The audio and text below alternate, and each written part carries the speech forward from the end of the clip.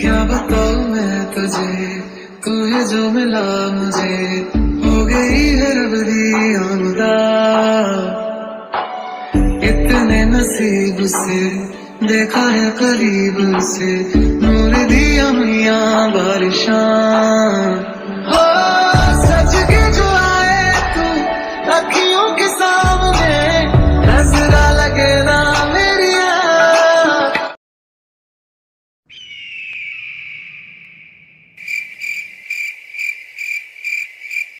अरे ये सब हो क्या रहा है और तुम लोग क्यों शौक हो? हमें तो कुछ नहीं पता था। हमें इस बारे में कुछ भी नहीं पता था, इसीलिए तो शौक है। माहिष्मती चुप हो जाए।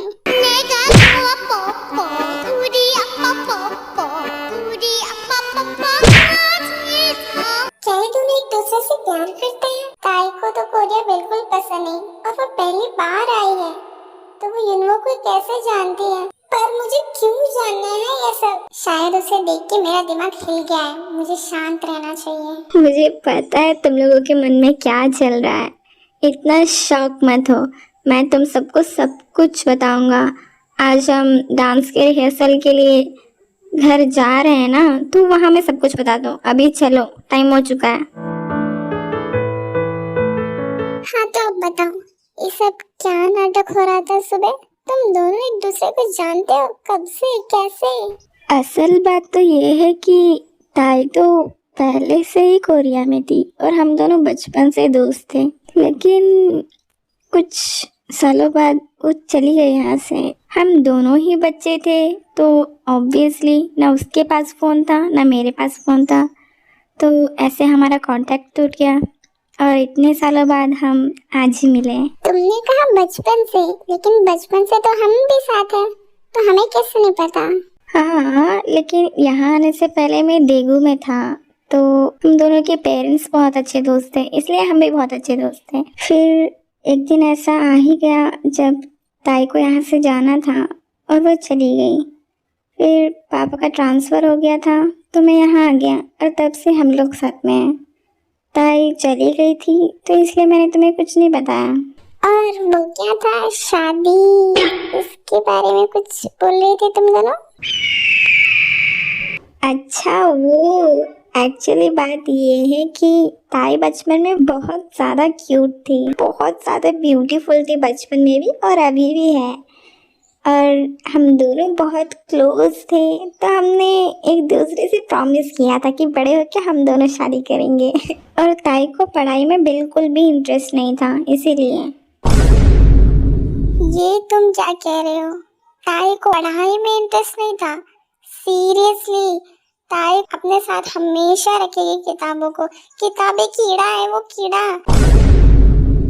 चाहे तो किताब को पका के खा ले। वो इतनी ज्यादा पागल है किताबों के लिए। और सेकेंड ईयर में पूरे पेरिस में टॉप किया था उसने, पता है तुम्हें? और तुम उस लड़के को कह रहे हो कि कोई इंटरेस्ट नहीं था?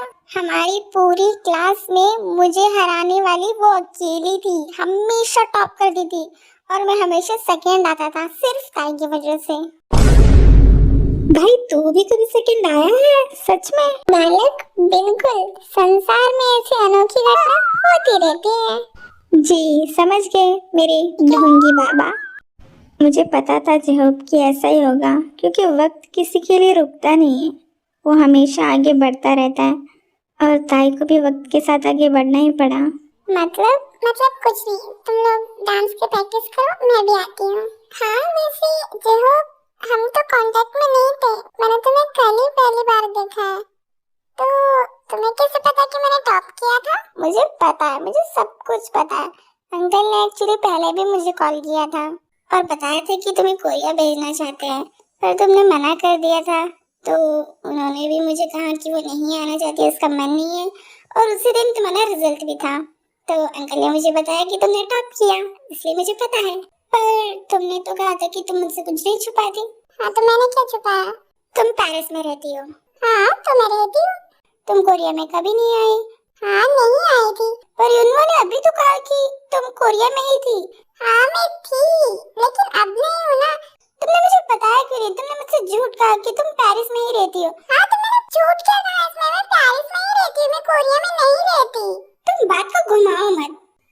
एक बात बता, मैंने तुमसे कभी कहा कि मैं कोरियन नहीं हूँ? नहीं। मैंने तुमसे कभी कहा कि मैं कोरिया में कभी नहीं थी? नहीं। तो तुम किस बात से लड़ रहे हो? मैंने कौन सा झूठ कहा तुमसे?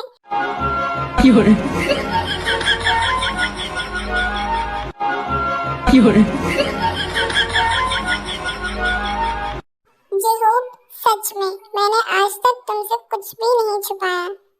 हाँ, लेकिन मेरे एक दो सीक्रेट्स हैं जो मैंने अभी तक तुम्हें नहीं बताया, बस। और मैंने कभी तुमसे झूठ नहीं कहा, मैं झूठ बोलती नहीं हूँ। जेहूब सच बताना, तुमने कोई भांग वांग तो नहीं पी ना? ये तुम क्या कह रहे हो? ऐसे बेकी बेकी बातें क्यों कर रही थी ताई से? ताई जब से यहाँ आई है वो बहुत ज्यादा चुप है, कुछ बोलती नहीं है। एटलीस्ट मेरे बकवास की वजह से वो थोड़ी तो बात कर पाई। पर ये हेल्थ के लिए इतना अच्छा नहीं होता, उसे खुल के बात भी करनी चाहिए। अगर वो अपने सारे मन की बात मन में ही रखेगी तो उसका बुरा असर भी हो सकता है। वो पहले ऐसी नहीं थी जंकुक। ताई बिल्कुल हमारे जिमिन और जेहब की तरह थी, बहुत नॉटी, बहुत ज्यादा बतौली, बहुत ही ज्यादा क्यूट, बहुत ही ज्यादा शरारती थी। क्या सच में ताई बहुत ज्यादा शरारती थी? देखने में तो ऐसा बिल्कुल नहीं लगता। एग्जैक्टली, उसे देख के कोई कहेगा कि वो इतनी ज्यादा शरारती थी?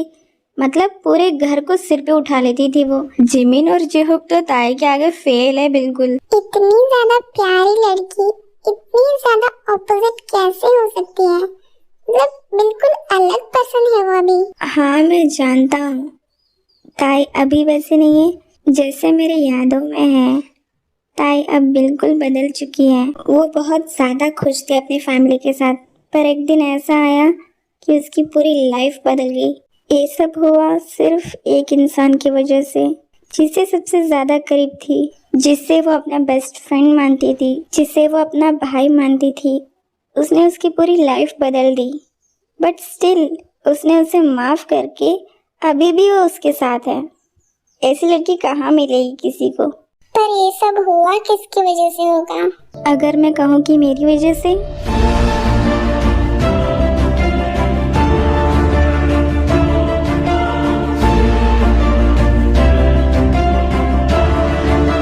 हाँ वो इंसान मैं था जिसकी वजह से ये सब हो गया।